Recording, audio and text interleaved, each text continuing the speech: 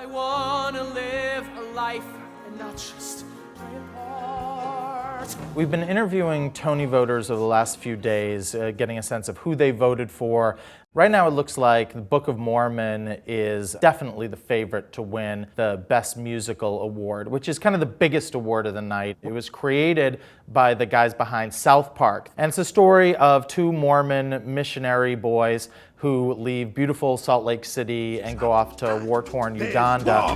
Poverty, famine. Kind of a fish out of water story with a lot of sort of inspiring touches from Rodgers and Hammerstein's The King and I and South Pacific, and even The Sound of Music.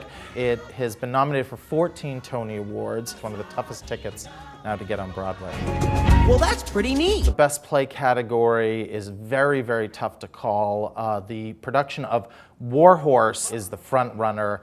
For Best Play Revival, The Normal Heart, which was a famous play in the 80s, first looking at AIDS in New York City. I'm trying to be proud. You can only find room to call yourself normal. You made me sound like I'm the enemy. I'm beginning to think that you and your straight world are our enemy. I'm furious with you. It's been getting a lot of attention because it's sort of bringing the message about AIDS as a disease, safe sex practices to a generation of, frankly, young gay men who weren't even alive during the AIDS crisis or the first run of the play. Well, my own brother doesn't want to help. And the Best Musical Revival right now looks like it's going to be Anything Goes, which is a very sort of familiar staple musical theater and is being given a great central performance by Sutton Foster.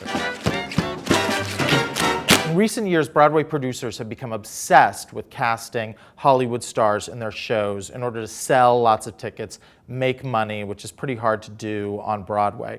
This year, the Tony nominators have really favored New York actors and not so much the Hollywood celebrities. Actors like Daniel Radcliffe were shut out of the Tony Awards, Ben Stiller, Robin Williams, Chris Rock. These are all famous people who are now on Broadway who weren't nominated. The big question is going to be whether the Tonys find a way to kind of strike a balance between having famous people do the production numbers and then honoring both famous and perhaps no names in more of a balanced way in the actual awards ceremony.